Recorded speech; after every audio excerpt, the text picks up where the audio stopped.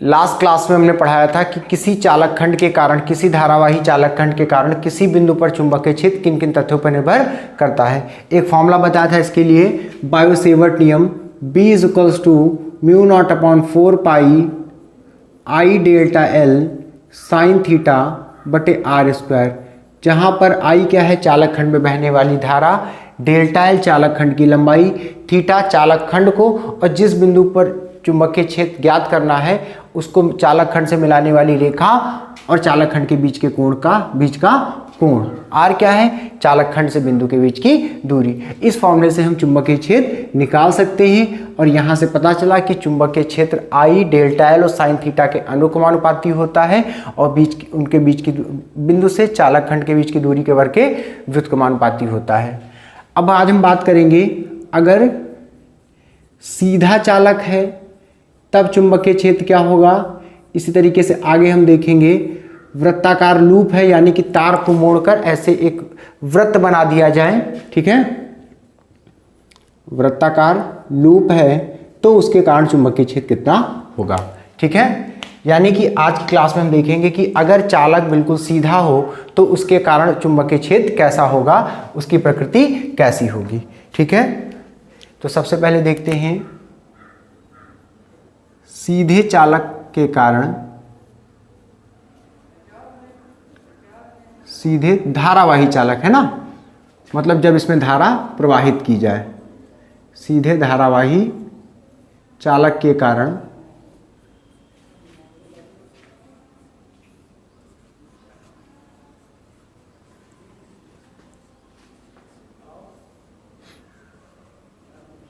चुंबकीय क्षेत्र, मतलब एक सीधा धारावाही चालक किस तरीके का चुंबकीय क्षेत्र उत्पन्न करता है।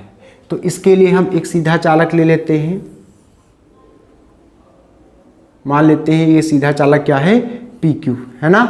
इसमें हमें धारा प्रवाहित करनी है तो इसके लिए इसे हम एक परिपथ से जोड़ देते हैं जिसमें हम धारा नियंत्रक लगा देते हैं। धारा नियंत्रक क्या करेगा, एक परिवर्ती प्रतिरोध होता है जो प्रतिरोध को आवश्यकता अनुसार कम या ज़्यादा करके परिपथ में बहने वाली धारा को नियंत्रित करता है। उसके साथ ही श्रेणी क्रम में हम एक अमीटर लगा देते हैं जो किसी क्षण परिपथ में बहने वाली धारा को व्यक्त करता है। साथ में धारा प्रवाहित करने के लिए एक बैटरी लगा देते हैं और परिपथ को एक कुंजी से जोड़ देते हैं, ठीक है। ये हो गई बैटरी, अमीटर, परिवर्ती प्रतिरोध या धारा नियंत्रक। अब ये एक चालक खंड है, जिसे हमने इस परिपथ से जोड़ दिया है, जिसमें क्या लगा है, एक परिवर्ती प्रतिरोध लगा है, एक अमीटर लगा है, एक बैटरी लगी है और क्या लगी है, कुंजी लगी है। इस परिपथ से जोड़ने पर जब कुंजी को हम ऑन करेंगे तो क्या होगा, इस चालक खंड में एक धारा प्रवाहित होगी। अब इस चालक खंड के कारण इसके कारण जो चुंबकीय क्षेत्र उत्पन्न होगा उसका अध्ययन हमें करना है, ठीक है। तो इसके लिए हम एक कार्डबोर्ड लेते हैं,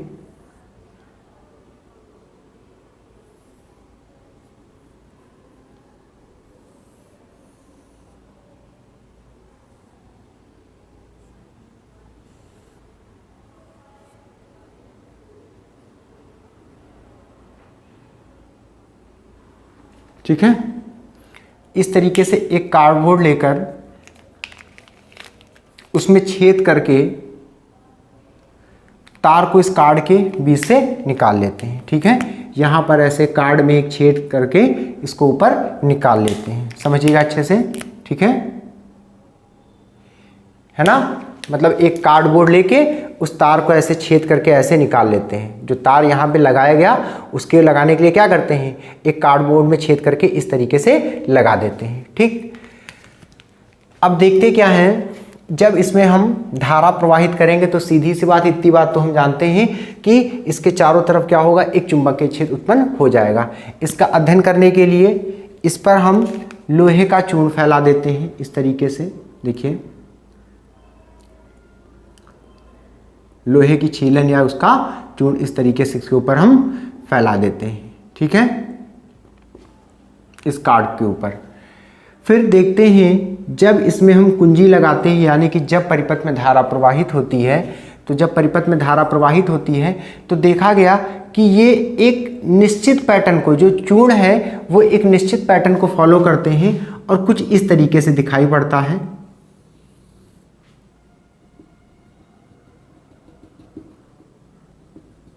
इस तरीके से इकट्ठा होने लगते हैं।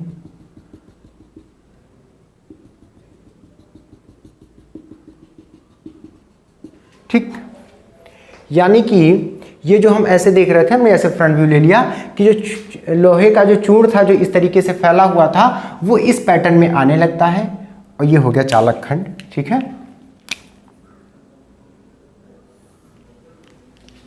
बात समझ आ रही सभी को कि क्या किया, इस चालक खंड में हमने धारा प्रवाहित की और कार्डबोर्ड पे हमने क्या डाला, लोहे का चूर्ण डाला।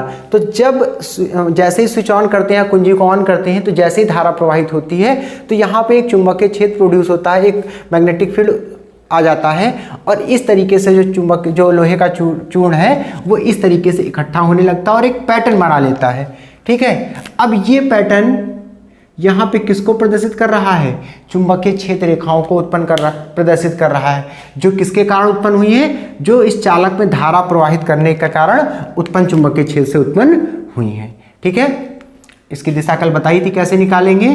ठीक, यहाँ पे जो दिशा होती है इस तरीके से, देखिए दाएं हाथ का नियम कल बताया था लास्ट क्लास में आपको कि ये अंगूठा चालक की दिशा में और ये किधर हो गई, ये चुंबकीय क्षेत्र रेखाओं की दिशा में हो गई। ठीक है, फिर यहाँ पे देखा गया कि अगर इस चालक खंड से क्या किया जाए, जैसे जैसे ये दूरी बढ़ाई जाती है वैसे वैसे इसका जो ये पैटर्न है ये वीक होता जाता है। मतलब जो पास वाला होता है वो पैटर्न एग्जैक्ट दिखाई पड़ता है, फिर ये डिस्टर्बेंस, मतलब जैसे ये यहाँ पे जो संकेंद्रीय वृत्त बन रहे हैं तो ये ज़्यादा एग्जैक्ट, ज़्यादा एक्यूरेट बन रहे हैं। जैसे जैसे दूरी बढ़ती जा रही है वैसे वैसे ये पैटर्न क्या हो रहा है, डिस्टर्ब ज़्यादा होता जा रहा है। ठीक है, यानी कि जो सबसे एग्जैक्ट और सबसे क्लियर पैटर्न दिखाई पड़ता है वो इसके पास में होता है, जैसे जैसे दूर जाते हैं वैसे वैसे पैटर्न डिस्टर्ब हमें दिखाई पड़ता है। तो यहाँ से दो बातें क्लियर हो गई कि लंबे चालक के कारण मैग्नेटिक फील्ड जो है दूरी के व्युत्क्रमानुपाती है और देखा गया कि जब धारा के मान को बढ़ाया गया, जब धारा के मान को बढ़ाया गया तो देखा गया ये पैटर्न और भी स्ट्रांग हो जाता है, यानी कि बी प्रोपोर्शनल टू आई आता है। ठीक है, यानी कि जब सीधा लंबा चालक होता है तो उसके कारण कहीं पर उत्पन्न चुंबकीय क्षेत्र उसमें बहने वाली धारा के अनुक्रमानुपाती और दूरी के व्युत्क्रमानुपाती होता है। इसका एक फॉर्मूला होता है, लिख लीजिए सभी लोग, B = μ0I/2r। ठीक है, सॉरी 2πr। एक लंबा सीधा चालक है ना जिसमें I धारा प्रवाहित हो रही हो तो कितना चुंबकीय क्षेत्र उत्पन्न करता है, μ0I/2πr चुंबकीय क्षेत्र उत्पन्न करता है। ठीक है, वैसे ये फॉर्मूला आपके कोर्स में नहीं है लेकिन आप लिख लीजिए, याद कर लीजिए।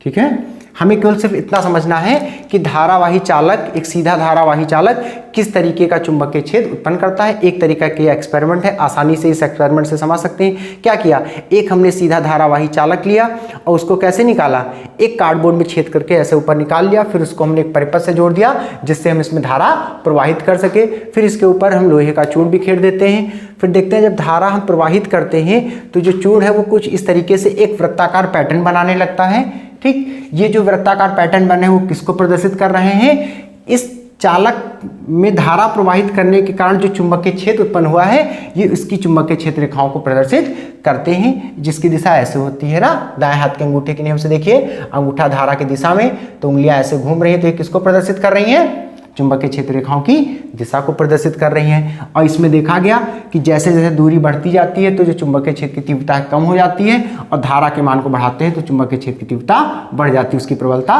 बढ़ जाती है। यानी कि B = 1/r और B = I। एक फॉर्मूला लिख लीजिए, खाली इतना है वैसे हमारे सिलेबस में, ये भी लिख लीजिए, याद कर लीजिए आप लोग। ठीक है,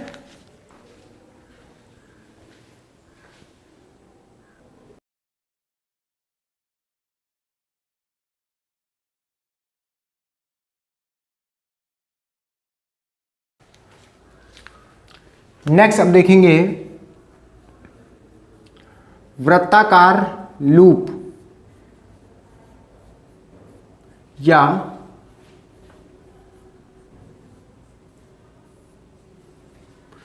कुंडली के कारण चुंबकीय क्षेत्र।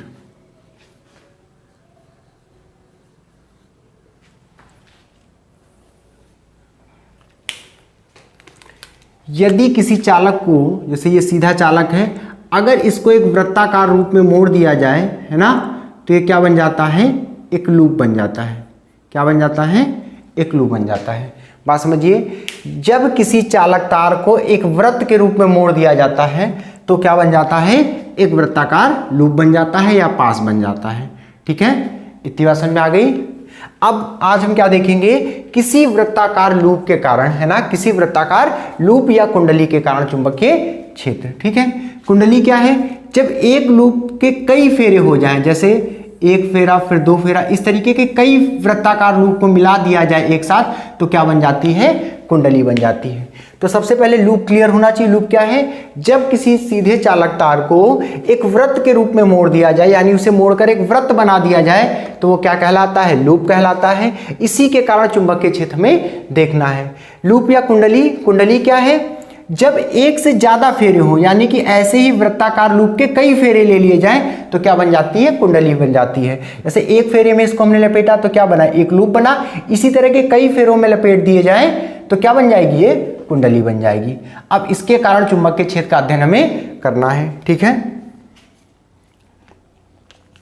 तो मान लेते हैं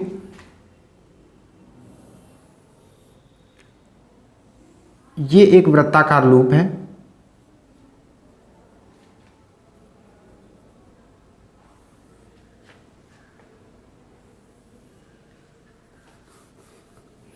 जिसे हम इस तरीके से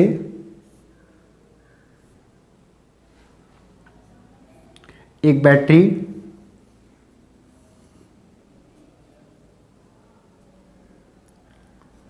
और परिवर्ती प्रतिरोध यानी कि धारा नियंत्रक और एक कुंजी से जोड़ देते हैं। ठीक है,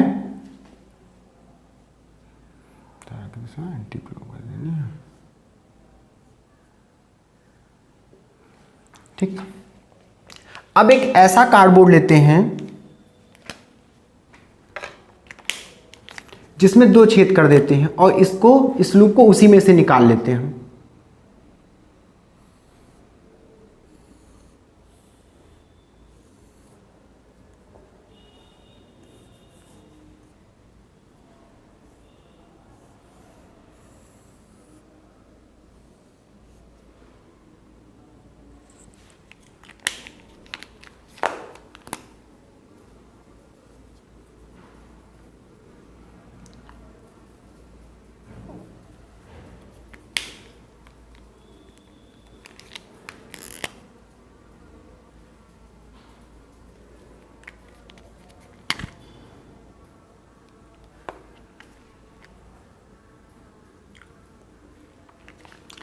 अब ये क्या है, एक वृत्ताकार लूप है जिसको एक कार्डबोर्ड से हमने निकाल दिया। कार्डबोर्ड में दो छेद किए, फिर लूप के दोनों तार को हम निकाल के ऐसे एक परिपथ से जोड़ देते हैं। समझ लीजिए, पहले ये क्या है, एक कार्डबोर्ड है। कार्डबोर्ड पे क्या किया हमने, एक वृत्ताकार लूप को क्या किया, इसके छेद से निकाल दिया, यानी कि जो लूप के दोनों सिरे थे उसको हमने इससे निकाल के एक परिपथ से जोड़ दिया। अब इसके कारण हमें चुंबकीय क्षेत्र का अध्ययन करना है। तो क्या देखते हैं, अब इसमें जब हम धारा प्रवाहित कर रहे हैं, ठीक है, ये धारा की हो गई दिशा। ठीक है, इस लूप में हम क्या कर रहे हैं, धारा प्रवाहित कर रहे हैं। तो इसके लिए क्या करना पड़ेगा, इस पे हम क्या करते हैं, लोहे का चूर्ण यानी कि लोहे का बुरादा, जैसे भी पहले किया था, इसके ऊपर हम फैला देते हैं। ठीक है, यहां पे हम लोहे का बुरादा फैला देते हैं। अब इसका पैटर्न जब हम देखते हैं तो ये कुछ इस तरीके से मिलता है। यहां पे संकेंद्री चाप दिखाई पड़ते हैं, एक डायरेक्शन में इस तरफ इस तरीके से कुछ चाप दिखाई पड़ते हैं और इधर इस तरीके से हमें संकेंद्री चाप दिखाई पड़ते हैं। ठीक है, जिसके केंद्र, जहां से तार कार्डबोर्ड को काट कर अंदर जाता है, बेद कर अंदर जाता है, उसका केंद्र उस तरीके से होता है। ठीक है, बात समझ में आ गई। तो यहां पे भी क्या क्लियर हुआ कि एक धारावाही लूप भी क्या कर रहा है, एक चुंबकीय क्षेत्र उत्पन्न कर रहा है। फिर से समझ लीजिए कि एक लूप के दो सिरों को हम कार्डबोर्ड में छेद करके इस तरीके से दोनों सिरे निकाल लेते हैं, जिसको एक धारा नियंत्रक बैटरी और स्विच के द्वारा हम जोड़ देते हैं। फिर इस कार्डबोर्ड के ऊपर लोहे का चूर्ण यानी कि लोहे का बुरादा बिखरा देते हैं। फिर जब इसमें धारा प्रवाहित की जाती है तो इसके चारों तरफ एक चुंबकीय क्षेत्र उत्पन्न होता है और वो जो छीलन का जो लोहे का बुरादा है उसका पैटर्न कुछ इस तरीके से हो जाता है। इस तरीके से होने का मतलब है कि यहाँ पे तो अलग अलग डायरेक्शन में क्या होता है, मैग्नेटिक फील्ड प्रोड्यूस हो रहा है। उसका रीजन क्या है, इस लूप में इस तरफ धारा ऊपर की तरफ जा रही है, इसमें लूप में धारा नीचे की तरफ जा रही है। ठीक है, तो इसके कारण यहाँ पे चुंबकीय क्षेत्र उत्पन्न होता है। और किसी धारावाही लूप के कारण चुंबकीय क्षेत्र r त्रिज्या के लूप में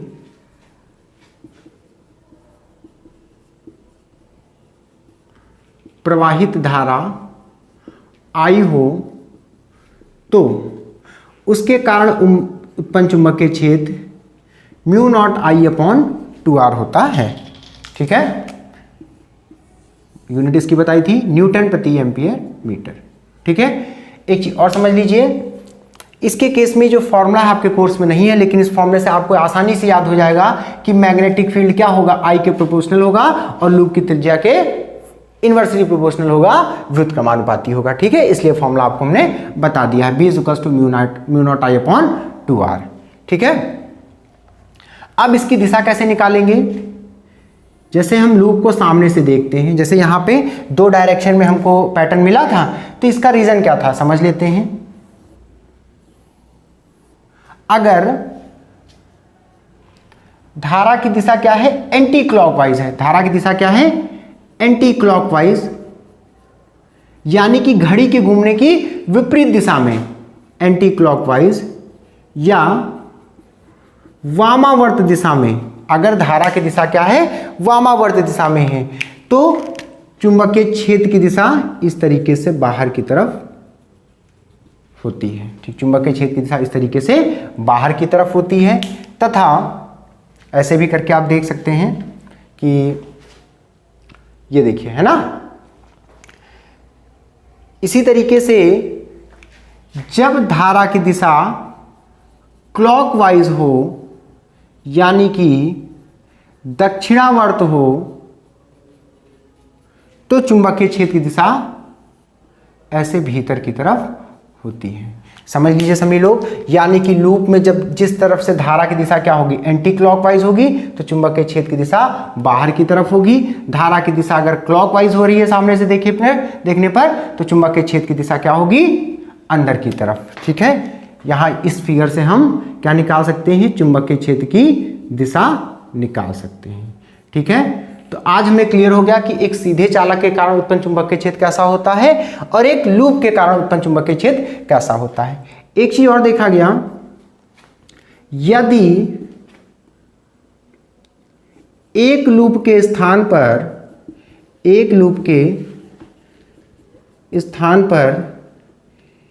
एक से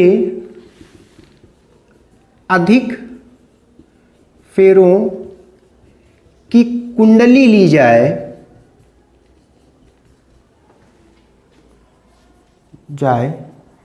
तो जितने फेरे होते हैं कुंडली में, मैग्नेटिक फील्ड उतने गुना बढ़ जाता है। तो B = होता है फेरों की संख्या के। ठीक है, B = होता है फेरों की संख्या के, यानी कि किसी कुंडली में जितने ज्यादा फेरे होंगे उसके कारण उत्पन्न चुंबकीय क्षेत्र उतना ही ज्यादा होगा। तो यहां से फॉर्मूला क्या लिख सकते हैं, B = म्यू नॉट I/2r था, तो यहां से हम लिख सकते हैं mu naught I/2r into n। ठीक है, ये भी समझ लीजिए। ठीक है, n क्या है, फेरों की संख्या, मान लेते हैं स्मॉल n। ठीक है, यानी कि अगर एक लूप के स्थान पर, एक लूप की जगह अगर कई लूप से बनी कुंडली हो, है ना, तो उसके कारण चुंबकीय क्षेत्र उतने ही गुना बढ़ जाएगा। जैसे 2 फेरे हो जाए, एक लूप के 2 फेरे ले लिए जाए तो 2 गुना हो जाएगा, n फेरे ले लिए जाए तो n गुना चुंबकीय क्षेत्र हो जाएगा। ठीक है, नोट कर लीजिए।